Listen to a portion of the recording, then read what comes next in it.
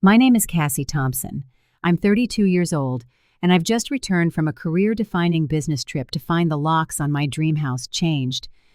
Exhausted and confused, I drove to my parents' house, where my brother Julian was flicking through photos of his lavish vacation in the Maldives. With a smirk, my father announced casually, "Your house paid for his fun." The shock hit me like a physical blow, but I just smiled in response. "What's so funny?" he snapped. "If you're enjoying this story, please let me know where you're watching from in the comments. Click like and subscribe to follow my journey of betrayal and unexpected revenge. I've been self-sufficient since I was 18. Growing up in a middle-class neighborhood in Portland, I learned early on that I would have to carve my own path. Although my parents could have afforded to help with my education, they chose to prioritize my younger brother, Julian. Their reasoning was always the same. "He needs more support than you do, Cassie. You're a natural." This pattern of favoritism was set long before I understood its implications.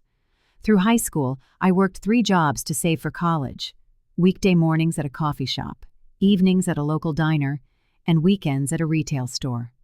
My parents would praise my work ethic, but never offered a dime of financial help. Meanwhile, Julian got a brand new car for his 16th birthday and a bottomless allowance, which he frivolously spent on video games and parties. Despite the blatant favoritism, I maintained a relationship with my family, clinging to the hope that one day they would recognize my achievements with the same enthusiasm they showed for Julian's smallest accomplishments. That hope, I would later realize, was a fool's errand. Julian, now 27, has never held a steady job. His resume is a collection of short-lived gigs he quit because they were beneath him or too stressful. Each failed attempt at independence was met with my parents' understanding and financial support. They paid his rent when he was fired for chronic lateness. They covered his credit card debt when he overspent on designer clothes. They even funded his brief attempt at starting a luxury lifestyle podcast, which he abandoned after 3 episodes. My brother grew accustomed to having his problems solved for him. He never developed the resilience or responsibility that comes from facing consequences. When his girlfriend of 6 months broke up with him for his immaturity, my parents comforted him as if he'd suffered an unimaginable tragedy. After graduating from college with honors, I landed an entry-level position at a marketing firm. While my peers complained about student loans, I had none, but only because I had worked myself to the bone for 4 years, taking the maximum course load to graduate early and save on tuition. The pride I felt in this achievement was soured when my father remarked, "You were lucky to find those jobs. Not everyone has your advantages." For 5 years, I lived in a tiny apartment, saving every penny for a down payment. I packed a lunch for work every day, limited my social outings, and tracked every dollar. When I finally had enough, I began my search for the perfect house. The one I found was a 2-story craftsman in a quiet neighborhood, with mature oak trees lining the street.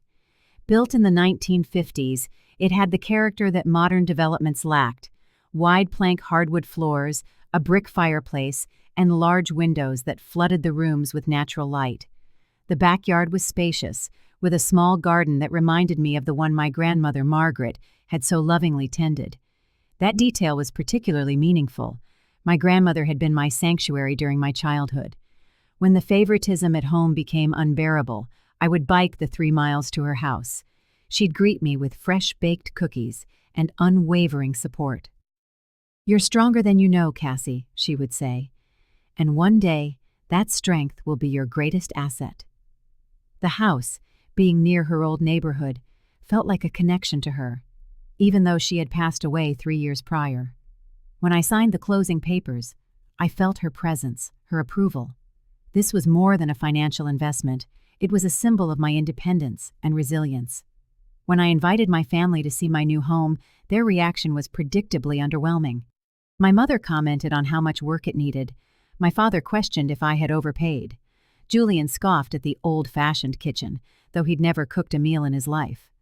"Must be nice to be so lucky," he'd said, as if my years of hard work and sacrifice were irrelevant. For 2 years, I poured my love and labor into that house. I painted every room myself, refinished the hardwood floors, and planted the flowers in the garden that my grandmother would have adored. It became my sanctuary, a physical manifestation of my journey to self-reliance. Then, the opportunity that could skyrocket my career arose. A 2-week business trip to Singapore to pitch our marketing campaign to potential international clients. My boss made it clear that a successful trip would lead to a promotion. The timing wasn't ideal. It would coincide with the blooming of the rose bushes I'd planted in my grandmother's memory. I hired a landscaping service, but my mother suggested I leave a key with them. "We'll check on the house while you're gone," she offered. Against my better judgment, I agreed. The day before I left, Julian called, his voice thick with that familiar tone of self-pity. His girlfriend of 3 months had broken up with him via text. "I need to get away," he lamented. "I need time to recover from this betrayal." He talked about needing a luxury vacation, maybe Bali or the Maldives, something Instagram-worthy to show his ex what she was missing. When I asked how he planned to afford such an extravagant trip on his meager savings, he sighed dramatically. "Mom and Dad say they can't help this time. They say they're saving for retirement or something. So unfair." A sense of unease washed over me as I handed the house key to my mother that evening. She must have sensed my hesitation. "Don't worry," she assured me. "We'll take good care of everything." I should have listened to my gut. I should have made other arrangements, but family loyalty and the pressure of my upcoming trip clouded my judgment. I boarded my flight to Singapore the next morning, unaware that I was leaving my dream home vulnerable to the very people who should have protected it. After 2 grueling weeks of presentations, client meetings, and networking events in Singapore, I was physically and mentally drained. The trip had been a resounding success. Our firm secured contracts with 3 major Asian corporations, but the constant pressure had taken its toll. All I wanted was to sleep in my own bed, in my own home, surrounded by the comfort I had built for myself. My flight landed at Portland International at 8:30 p.m. Rain slicked the windows of the cab as we drove through familiar streets. As the driver pulled up to my house, I noticed the porch light was off, which was strange since I'd set it on an automatic timer. Dragging my suitcase up the steps, I slid my key into the lock. It wouldn't turn. Thinking it might be the wrong key, I tried another. Still nothing. I stepped back and examined the door. The lock had been changed. Confusion and alarm flooded my senses. Had there been a break-in? Did my parents have to change the lock for some reason? I rang the doorbell, thinking perhaps they were inside, but no one answered. The house was dark and silent. I called my mom's cell, but it went straight to voicemail. My dad answered on the 3rd ring, his voice unusually cheerful. "Cassie, you're back. How was the trip?" "Dad, I'm at the house and my key won't work. Did something happen?" A beat of silence followed. "Oh, you should probably just come over here. We need to talk." The ominous tone in his voice sent a chill down my spine. I got back into the waiting cab and gave the driver my parents' address, a 15-minute drive into the suburbs. When I walked into the living room, the scene before me was surreal.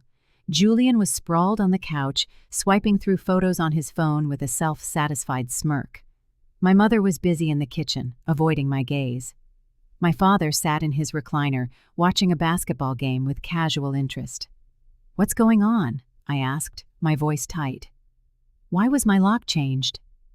Julian looked up from his phone, his expression smug. "Check these out," he said, turning the screen toward me.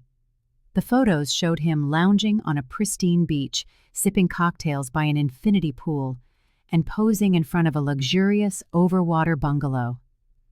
"The Maldives, babe. 5-star all the way." I stared at the images, bewildered.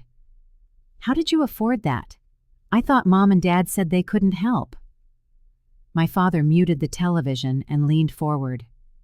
"We found another solution," he said, his tone matter-of-fact. "We sold your house." The words hit me with the force of a physical blow. I felt my knees buckle, and I grabbed the back of a chair for support. "You... what?" "We sold your house," he repeated, more firmly this time. "Got a good price for it, too. All cash offer, closed in 10 days. My mother finally emerged from the kitchen, wringing her hands. Julian just needed this trip so badly, Cassie. He was devastated after Ashley broke up with him. You know how sensitive he is. I struggled to process what I was hearing. You sold my house without my permission. That's illegal. How did you even do it? My father waved his hand dismissively. We had your key. We had access to your paperwork in your home office. The rest was just details. Details? I asked, my voice rising with disbelief. You mean fraud? Julian chimed in, showing no remorse. The resort was incredible. Private butler, unlimited spa treatments, an underwater restaurant. I needed this, Cassie. You have no idea how hard my breakup was.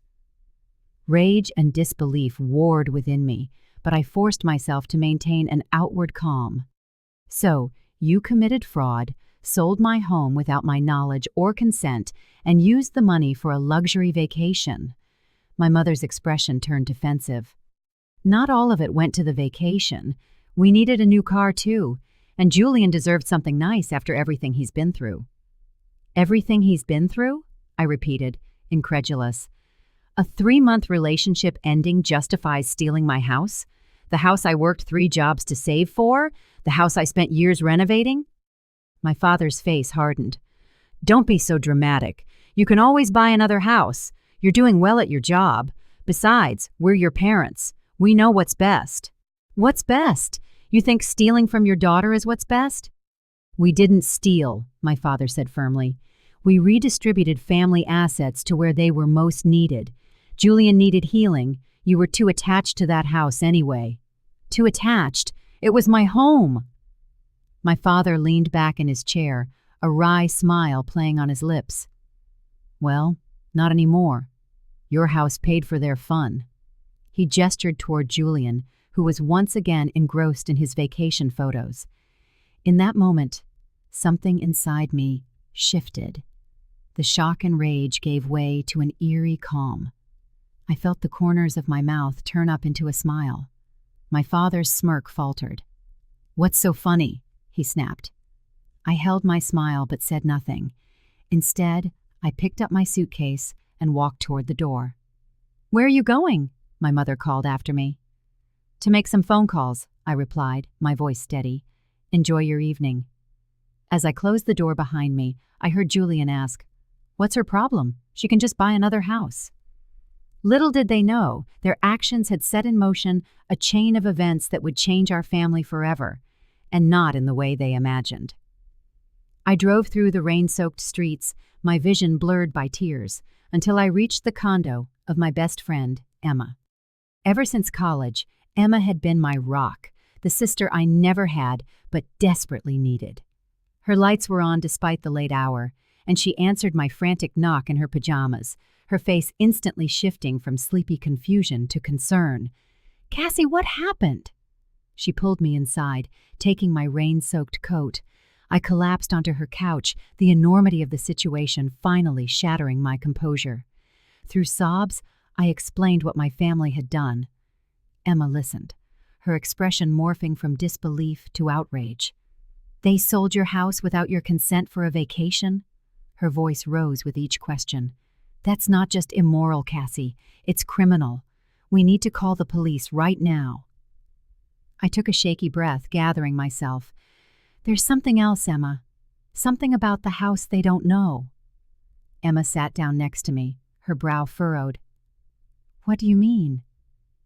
My thoughts drifted back to my grandmother, Margaret, the only person in my family who had ever truly seen me, who had valued me.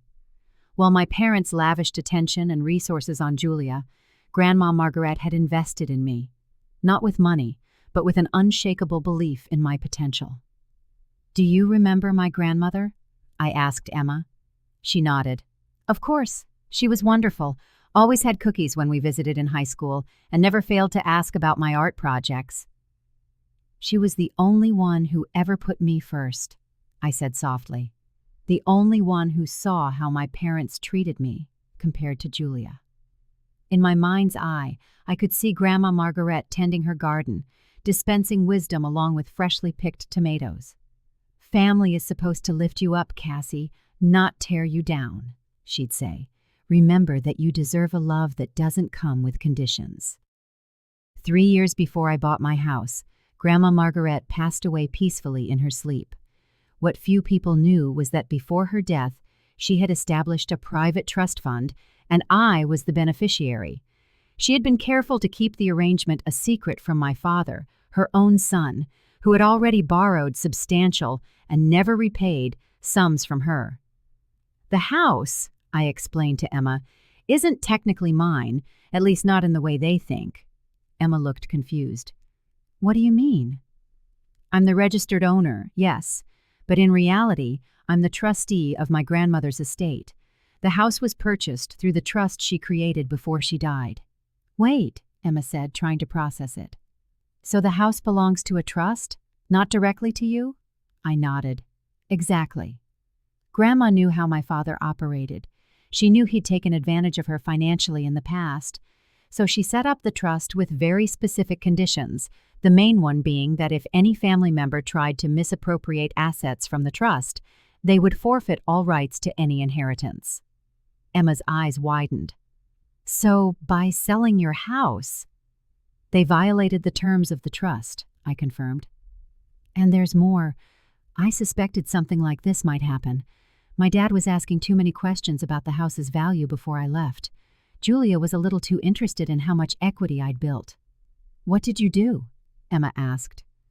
I installed security cameras before I left, hidden cameras connected to the cloud.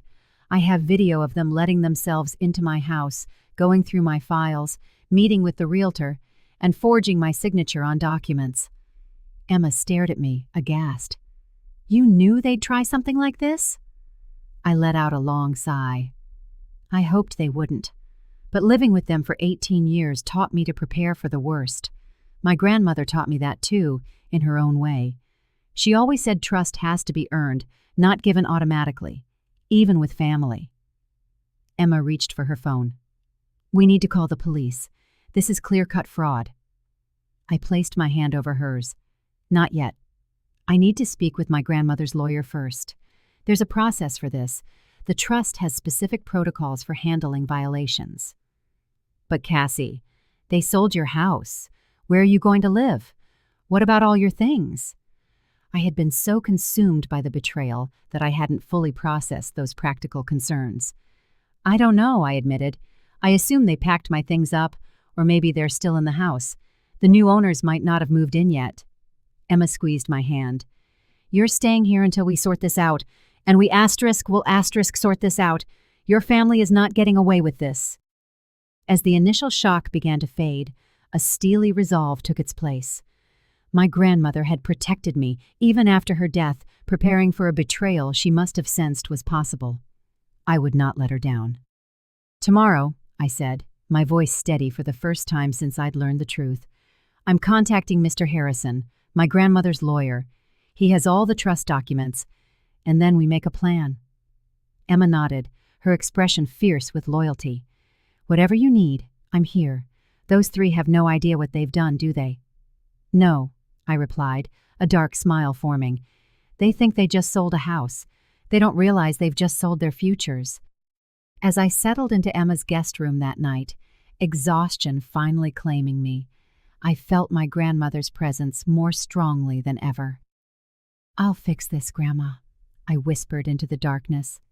Asterisk, I promise. The next morning, I woke with a sense of purpose. Despite the jet lag and emotional drain, I was ready for action. Emma had already left for work, but had left a note. Asterisk called in sick, making breakfast. We have a war to plan. Over Emma's homemade pancakes, we outlined our first steps. My priority was to meet with Mr. Harrison, my grandmother's lawyer, and the legal administrator of her estate trust. I called his office as soon as it opened at 9. Cassie, Mr. Harrison greeted me, his voice warm but concerned. I was about to call you. I've received some unusual paperwork regarding the trust's assets. Are you selling the house? No, Mr. Harrison, I replied firmly. I am not. But my parents and brother forged my signature, and sold it without my knowledge or consent while I was out of the country. His sharp intake of breath told me everything. That is a serious allegation, and unfortunately, it tracks with what I'm seeing in these documents. Can you come to my office today? 2 hours later, Emma and I sat across from Mr. Harrison in his downtown office. At 65, with a full head of silver hair and piercing blue eyes, he had the commanding presence of someone who had spent decades in courtrooms. He had been my grandmother's trusted counsel and friend for over 30 years. First, he said, placing a folder on the desk, let me assure you, this sale is not valid. As the trustee, you are the only person authorized to sell assets in the trust. Any transfer without your legitimate signature is fraudulent. Can we reverse it? I asked. Yes, but it will take time. The innocent buyers have rights as well, and they likely have no idea about the fraud. We will need to involve the police, as forgery is a criminal offense. I nodded, feeling both relief and dread.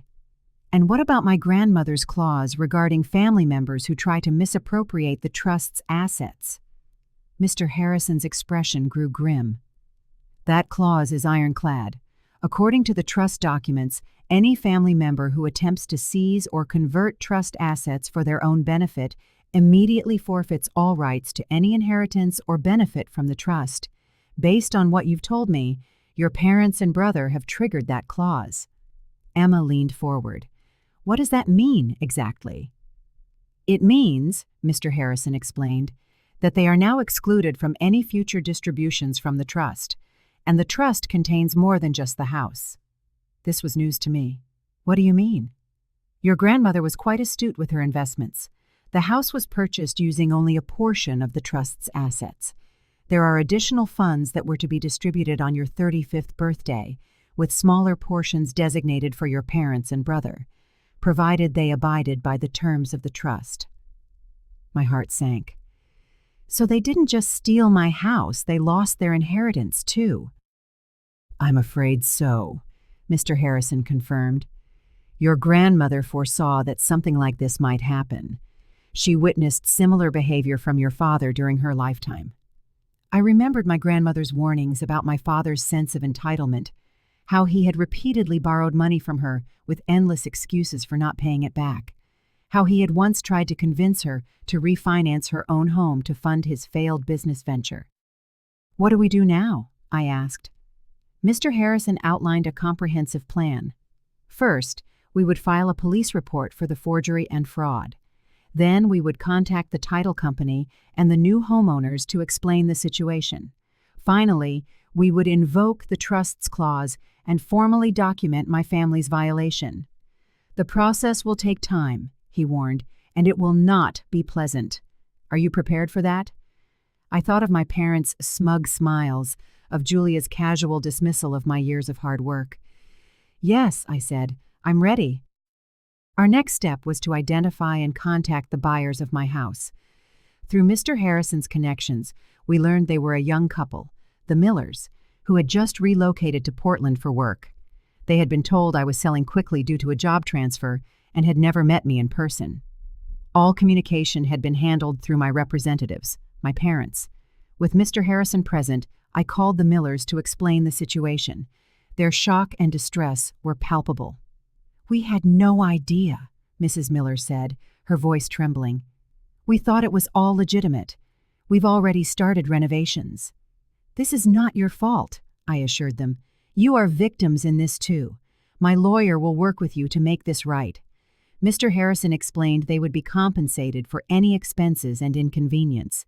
The Millers agreed to cooperate with the investigation, providing copies of every document and communication they had received. Next came the police report. Detective Ramirez listened intently as I laid out the situation, reviewing the video evidence from my security cameras. The footage clearly showed my father and Julia entering my office, rummaging through my files, and later meeting with a real estate agent. Another clip captured my mother practicing my signature before finally forging it on the sale documents. This is pretty open and shut fraud and forgery, Detective Ramirez said. We'll need statements from the buyers and the real estate agent involved, but you have solid evidence here.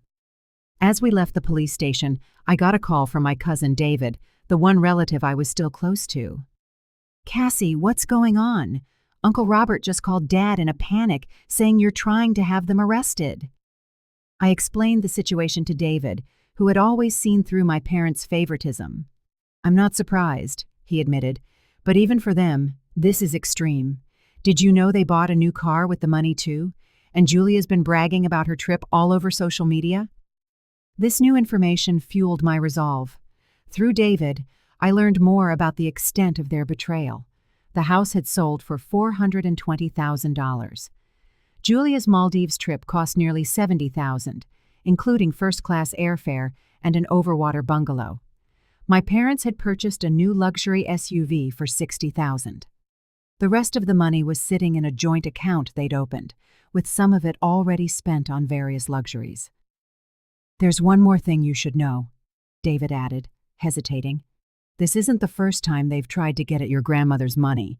About a year after she died, Uncle Robert contacted my dad about contesting her will. He was convinced there was more money hidden somewhere." The revelation, while painful, didn't surprise me. It only confirmed what I already knew about my family's character and solidified my resolve to hold them accountable. Over the next few days, Emma and I meticulously documented everything. We compiled financial records, the trust documents, video evidence, and statements from the Millers and others involved in the fraudulent sale. Mr. Harrison prepared legal notices formally invoking the trust's provisions that disinherited my family. We should deliver these in person, I decided. I want to see their faces when they realize what they've done. Emma squeezed my hand. "Are you sure? It's going to be ugly." "I'm sure," I replied, "but I don't want to do it at their house, where they have the home field advantage. I want neutral territory with witnesses." After some discussion, we settled on a family meeting. I would invite my parents and Julia, along with other key relatives, to a dinner in a private room at a local restaurant. There, with family as witnesses, I would reveal the truth and present the legal consequences of their actions. David helped arrange the gathering, telling my parents I wanted to clear the air about recent events. They readily agreed, perhaps thinking I had accepted their betrayal, or even that I might apologize for my overreaction. The night before the confrontation, I sat alone in Emma's guest room, staring at an old photo of me and my grandmother in her garden. "I wish you were here," I whispered, "but in a way, you are. You prepared for this, didn't you? You knew they might try something." In the photo, my grandmother's eyes twinkled with the wisdom of someone who saw past appearances and still chose kindness when possible, but boundaries when necessary. I would need both kindness and boundaries tomorrow. "I'm going to make you proud," I promised the photo. "Not with vengeance, but with justice." The private dining room at the Riverside restaurant was elegant, without being ostentatious, with large windows overlooking the Willamette River. I had arrived early with Emma and David to ensure everything was in place. Mr. Harrison would arrive shortly before the scheduled confrontation, along with Detective Ramirez, who had agreed to be present in an unofficial capacity. The family began to arrive at 6:30. My Aunt Elaine and Uncle Thomas, my father's sister and her husband, my cousin Patricia and her husband Mark, my mother's brother Samuel, and his wife Catherine. They had all witnessed our family's dynamics for years, had seen the preferential treatment Julian received, yet had never intervened. My parents and Julian arrived last, 15 minutes late. My mother seemed nervous, fidgeting with a new designer handbag, likely bought with the money from my house. My father, on the other hand, looked confident, even smug, as if this dinner were a mere formality before I accepted my new reality. Julian was engrossed in his phone, probably still posting photos from his ill-gotten vacation. "Cassie," my father greeted me with a forced cheerfulness. "It's good to see you've calmed down. A family dinner is a wonderful idea." I maintained a neutral expression. "Thank you all for coming. Please, let's eat first. We can talk after dinner." Throughout the meal, the conversation remained superficial. The weather, local sports teams, an upcoming family wedding, My parents seemed to relax as the dinner progressed without incident.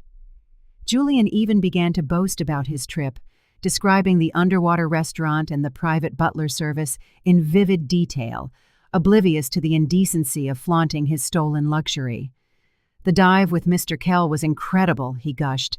"You could see the manta rays right from the deck of my water villa. It was worth every penny." Asterisk. Every penny of my money, asterisk, I thought, but I held my tongue.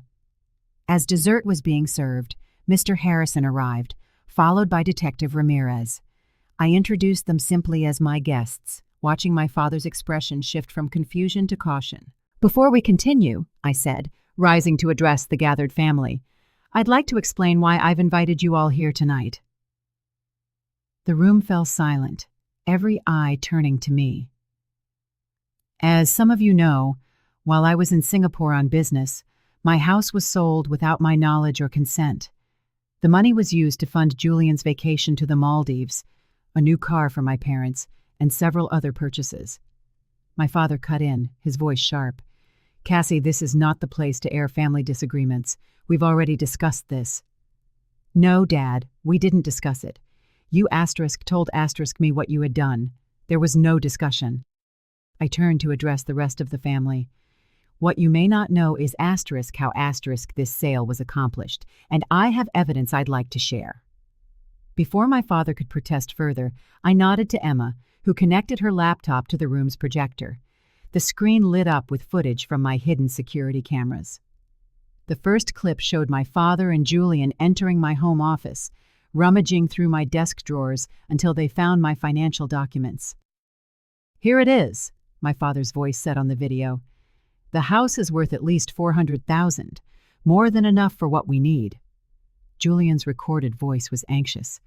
"Can we really do this? Will it work?" My father's reply was chilling. "Trust me, she won't know until it's too late. And by then, what can she do?" The next clip showed my mother at the dining table, practicing my signature over and over on a notepad, finally forging my name on official-looking documents. My father, standing over her shoulder, instructed, "Make the S more curved. She does that little loop at the end." The room was utterly silent. My relatives watched, their faces a mixture of shock and disbelief. My mother's face was pale. My father's jaw was tight. "Turn that off," he demanded. "This is a private family matter." "Fraud isn't private, Dad. It's a crime." I gestured to Detective Ramirez. "This is Detective Ramirez from the Portland Police Department. She is investigating the fraudulent sale of my home." My father's confident facade began to crack. "This is ridiculous. We're your parents. We had every right." "No," I replied firmly, "you did not. And there's one more thing you should know about that house." I nodded to Mr. Harrison, who stepped forward. "I am Theodore Harrison, an attorney," he introduced himself. "I represented Margaret Collins, Cassie's grandmother, and I am the trustee of her estate." My father's expression shifted from anger to confusion. "What trust? What does my mother have to do with this?" Mr. Harrison continued, his voice measured and professional. "The house was not Cassie's direct property. It was purchased through a trust established by Mrs. Collins before her death. Cassie is the administrator and primary beneficiary of that trust." I watched as understanding slowly dawned on my father's face. Julian just looked confused, glancing from our father to Mr. Harrison. "What does that mean?" Julian asked. "It means," I explained, "that the house was never legally mine to sell. It belongs to Grandma's trust, and more importantly, Grandma included a specific clause in her trust regarding family members who might try to take advantage." Mr. Harrison pulled several documents from his briefcase. The Margaret Collins Trust explicitly states that any family member who attempts to misappropriate, convert, or otherwise interfere with the assets of the trust immediately and irrevocably forfeits all rights to any distribution from the trust. My mother gasped. "What does that mean, Robert?" she asked my father. Mr. Harrison answered before my father could. "It means that by fraudulently selling the trust's property, you, your husband, and your son have forfeited all inheritance rights under the trust. This includes the scheduled distribution that would have occurred on Cassie's 35th birthday. "What distribution?" my father demanded. "What are you talking about?" "Your mother was a shrewd investor, Mr. Thompson," Harrison explained. "The house was only a fraction of the trust's assets. There were additional funds to be distributed to family members, including substantial amounts designated for you and your son, provided you honored the terms of the trust." The color drained from my father's face. "How much?" he asked, his voice hoarse. $250,000 each, Harrison replied, plus the continued use of the family vacation home, which is also part of the trust, all of which you have now lost. Julian shot to his feet. "That's not fair. We didn't know about any trust fund." "Ignorance of the trust does not excuse fraud, Mr. Thompson," Harrison replied calmly. "The illegal sale of trust property and the forgery of the administrator's signature are still criminal acts." My relatives watched the scene unfold, their expressions ranging from shock to dismay. My Aunt Elaine had her hand over her mouth. Uncle Samuel was shaking his head in disbelief. "You can't do this," my father said, his voice no longer confident, but pleading. "She was my mother. That money should have come directly to me in the first place." "Your mother disagreed," Harrison replied simply. "And she had her reasons, which these events have unfortunately validated." My mother turned on my father, her voice trembling. "You said it would be simple. You said there would be no consequences." Now Julian turned on them both. "This is your fault. You said she'd never find out. You said the house was legally hers to sell." Watching them turn on one another, I felt no satisfaction, only a profound sadness. This was my family, the people who should have protected and supported me, now revealed in their true colors. Detective Ramirez stepped forward. "Mr. and Mrs. Thompson, Julian Thompson, I'm going to need you to come down to the station to give a statement regarding the allegations of fraudulent sale and forgery." "Are we being arrested?" my mother asked, panic in her voice. "Not at this time," Detective Ramirez answered, "but this is a serious criminal case that will require a formal investigation." My father made one last, desperate attempt. "Cassie, you can't do this to your family. We raised you. We put a roof over your head. You owe us." The room fell silent, all eyes turning to me for a response. I took a deep breath, steadying myself before I spoke. "I owed you respect, and I gave it, even when you showed me none. I owed you gratitude for the basic parental duties you fulfilled, and I gave that too, but I never owed you my home, my financial security, or my future, and I certainly never gave you the right to commit crimes in my name."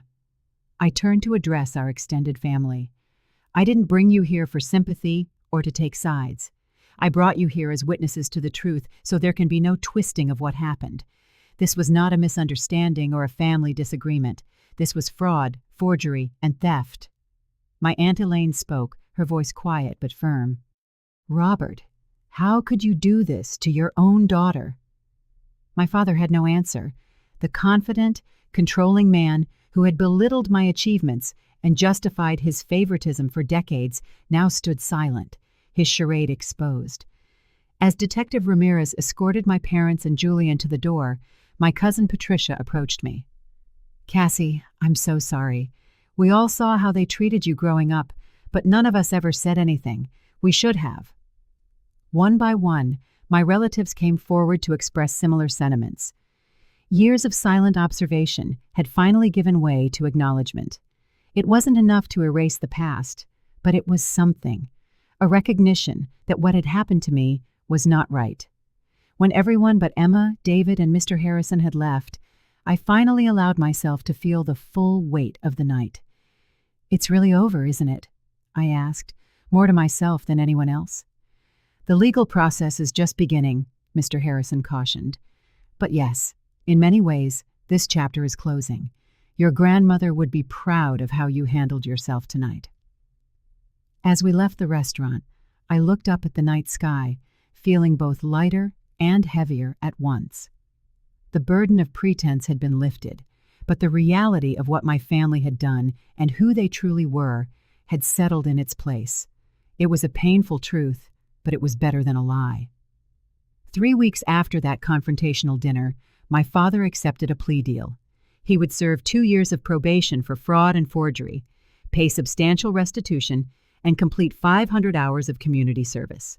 My mother, who had physically forged the signatures, received similar terms with slightly less community service. Julian, while not directly involved in the forgery, was charged as an accessory and for receiving stolen property. He was given 1 year of probation and ordered to repay the full cost of his Maldives vacation. The legal process to reclaim my house moved forward in parallel. Mr. Harrison worked tirelessly with the title company and the Millers to unwind the fraudulent sale. The Millers, though disappointed, were understanding and cooperative once they realized they had been unwitting participants in a crime. They were fully reimbursed for their expenses, including the renovations they had begun and the costs of finding a new home. 4 months after I returned from Singapore, I finally regained legal possession of my house. Walking through the front door for the first time since the betrayal, I was struck by how different it felt. The physical space was mostly unchanged, but the emotional landscape had been altered forever. This house, once my sanctuary, now carried the weight of my family's treachery. The financial consequences for my parents and Julian were severe and immediate. The restitution payments consumed their savings, and legal fees depleted what remained from the house sale. My parents were forced to put their own home on the market, downsizing to a small apartment in a less desirable neighborhood. Julian's downfall was perhaps the most dramatic. Ordered to pay back $70,000, he was faced with a reality he had never been prepared for. His credit cards were maxed out. His spotty employment history made finding a decent job difficult. He was forced to sell his designer clothes, his electronics, and finally, his car. When even those measures proved insufficient, he took a job at a local car wash, working long hours for minimum wage plus tips. The irony of him washing luxury vehicles, the very kind he used to own, was lost on no one, least of all Julian himself. 6 months after the confrontation, I received a series of text messages from my mother. They started as apologies, describing her remorse and the hardships they were facing. "We never meant to hurt you," she wrote. "We just thought you'd understand it was for the family." I didn't reply. A week later, another message arrived, asking if we could meet to discuss reinstating their inheritance rights. The true motive behind the apology was clear. It was about money, not reconciliation. My father's messages came next, alternating between attempts at justification and expressions of anguish. "You have no idea how hard this has been for us," he wrote. "Julian is suffering. Is this what you wanted?" I forwarded these messages to Mr. Harrison, who advised me not to engage. "Their inheritance rights are irrevocably terminated per the terms of the trust," he explained. "No amount of negotiation or reconciliation can change that. This is emotional manipulation to recoup financial losses." Our extended family's reaction to the scandal evolved over time. Initially, there was shock and confusion, with some relatives trying to mediate or encourage forgiveness. But as the full extent of the deceit became clear, attitudes shifted. My parents and Julian found themselves increasingly isolated at family gatherings. Their narrative of being victims of my overreaction failed to gain traction against the hard evidence of their actions. My Aunt Elaine, who had witnessed my father's arrogant behavior since childhood, confided in me that this incident merely confirmed patterns she had observed for decades. "Your father always believed he deserved more than he earned," she told me, and Julian learned that same lesson all too well.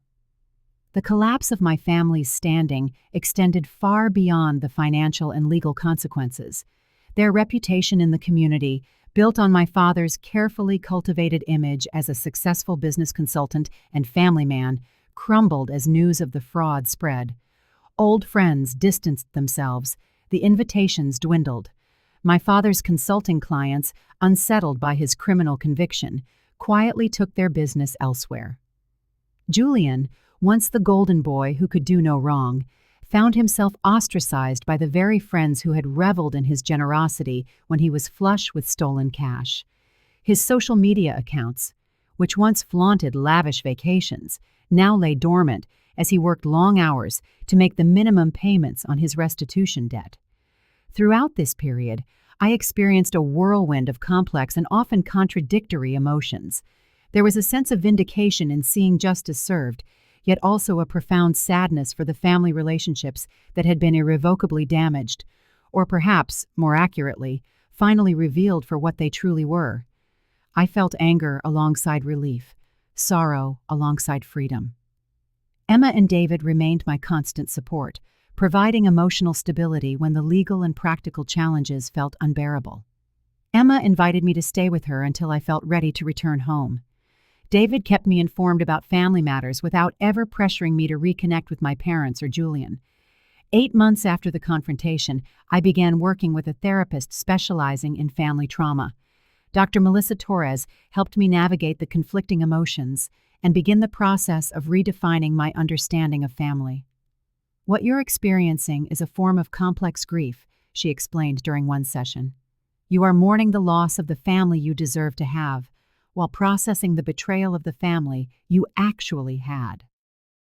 This framework helped me make sense of my seemingly contradictory reactions: the rage that would surface during mundane activities, the unexpected tears while doing something as simple as grocery shopping, the relief that sometimes felt like guilt.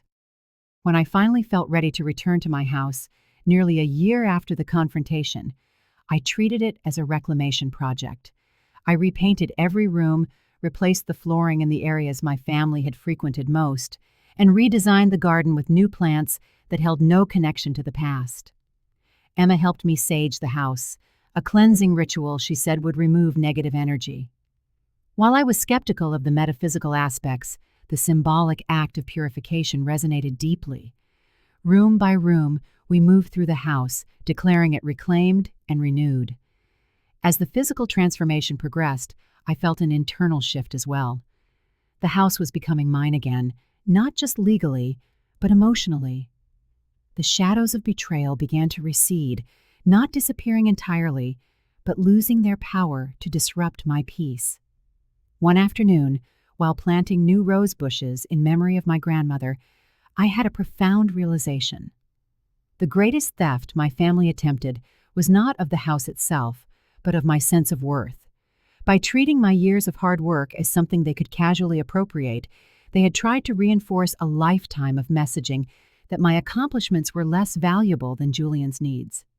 By refusing to accept their actions, by fighting for justice instead of surrendering to their narrative, I had reclaimed more than just a property. I had affirmed my inherent value and my right to be treated with respect. My grandmother would have seen that as the true victory, more important than any financial or legal outcome. In the second year after the betrayal, my parents made one last attempt at contact. Julian had moved to another state for a fresh start, and they were considering following him. "We are still your parents," my mother wrote. "Family is supposed to forgive." After careful consideration and discussion with Dr. Torres, I drafted a brief reply, the only communication I had initiated since the confrontation. "I wish you no ill will. I hope you find peace and growth in your new home. However, I have learned that a true family respects boundaries and treats its loved ones with dignity. When those fundamental elements are violated, forgiveness may be possible, but restoring trust requires more than words. It requires a transformed character, demonstrated over time. Until or unless that happens, I will continue my life separately from yours." I didn't expect a meaningful response, and none came. Only accusations of unforgiveness and reminders of everything they had supposedly done for me over the years. It confirmed that my decision to maintain my distance was the right one for my well-being. My house, once a symbol of achievement and then a site of betrayal, had transformed again. It was now a testament to resilience, a physical reminder that what others try to take from us does not define our worth or our future. Like the new garden blooming where the old one had been, something beautiful can grow from even the most painful rupture. 2 years after that fateful day, I returned from Singapore to find my home stolen. My life had transformed in ways I could never have predicted. The painful journey had led to unexpected growth and profound revelations about the nature of family, trust, and personal strength. My career flourished following the successful presentations in Singapore. The clients I won on that trip became long-term partners, elevating my standing within the company. 6 months after the confrontation with my family, I was promoted to Senior Director of International Marketing with a substantial salary increase and greater creative control over campaigns. The professional success was gratifying, but the most significant transformations occurred in my personal life. I had cultivated a circle of friends who demonstrated what genuine support looked like. Emma remained my closest confidant, the sister in every way that mattered. David stayed in touch, our shared family history creating a bond that transcended the fractures elsewhere on our family tree. I also made new friendships through a support group for adults dealing with family estrangement. These were people who understood the complex grief and liberation that came with setting boundaries with toxic relatives. We celebrated holidays together, creating new traditions to replace those lost to necessary distance. My relationship with my parents and Julian remained severed. Occasionally, news would filter through to me from David or other relatives. My parents did indeed follow Julian to Arizona, where he found work in resort management, ironically serving clients similar to those he had catered to during his secret vacations. They lived in adjacent condos, their financial circumstances still constrained by the consequences of their actions. Sometimes, in quiet moments, I would feel a pang of sadness for what might have been had they been capable of genuine love and respect. But those moments became less frequent as I built a life filled with people who valued me for who I was, not for what I could provide. The house itself had undergone a complete transformation. Beyond the physical renovations, it had become a gathering place for my chosen family. Monthly dinner parties filled the dining room with laughter and conversation. The garden, now lush with plants selected for their resilience and beauty, hosted summer barbecues and autumn harvest celebrations.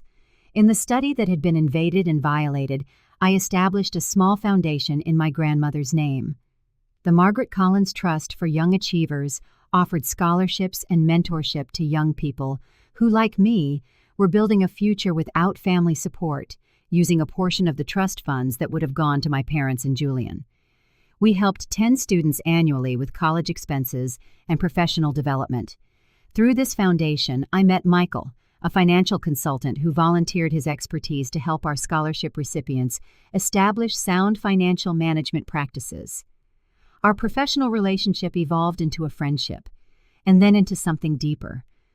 Unlike in past relationships where I had hidden parts of my family history out of shame, I shared my full story with Michael from the beginning. "Your grandmother was a wise woman," he remarked after hearing about the trust and its provisions. "She saw what was coming and made sure you would be protected." Michael understood boundaries and respect in a way that made me feel safe. He had his own complex family history and recognized the courage it took to prioritize emotional health over traditional family obligations. Our relationship developed slowly, deliberately built on a foundation of mutual respect and genuine care. As the second anniversary of the confrontation approached, I found myself reflecting on the journey with more clarity than ever. The pain hadn't vanished completely, but it had transformed into wisdom. The betrayal had revealed truths that, while difficult to accept, had ultimately freed me from patterns of emotional manipulation and conditional love. Sitting in my garden one warm summer evening, watching fireflies light up the twilight, I opened my grandmother's journal, a treasure I had discovered among her papers while working with Mr. Harrison on the trust. Her entry from 30 years earlier seemed as if it were written for this very moment. "Love should never demand the dimming of the self. True family lifts you up, sees your light, and helps you shine it brighter. Those who dim your light to make their own seem more special are not acting out of love, no matter what they claim. Remember, Cassie, you always have the right to step out of the shadows and seek the sun." Those words captured the deepest lesson of my journey. Family was not defined by blood or legal ties, but by consistent actions that demonstrated respect, support, and genuine care. The people who had proven to be my true family were those who celebrated my success without envy, stood by me through challenges without judgment, and loved me without conditions or expectations of unearned benefits. I had learned to tell the difference between obligation and genuine connection, between manipulation disguised as love and authentic care that asks for nothing in return. This discernment allowed me to create boundaries that protected my well-being while opening my heart to relationships that nourished rather than drained me. Perhaps most importantly, I discovered that resilience isn't about pretending the harm never happened, but about acknowledging the wounds while refusing to be defined by them. My parents and Julian had tried to reduce me to a resource they could exploit. By rejecting that definition and reclaiming my own narrative, I had affirmed my inherent worth, independent of what I could offer others. As I closed my grandmother's journal, I felt her presence as clearly as if she were sitting beside me on the garden bench. She had prepared me for this journey in ways I was only now fully understanding. Her legacy was not just financial security, but the wisdom to recognize true family and the courage to create it where it did not exist naturally. The house that had been the center of so much betrayal had become a sanctuary again, not because the painful events had been erased, but because they had been integrated into a larger story of growth and transformation. Every room now held new memories that outweighed the old. Every space had been reclaimed through deliberate acts of creation and connection. Sometimes, family is not what we are born into, but what we choose to become through our own actions and the relationships we nurture. Sometimes, the greatest gift of betrayal is the clarity it brings, revealing what was always true behind polished fictions and expected roles.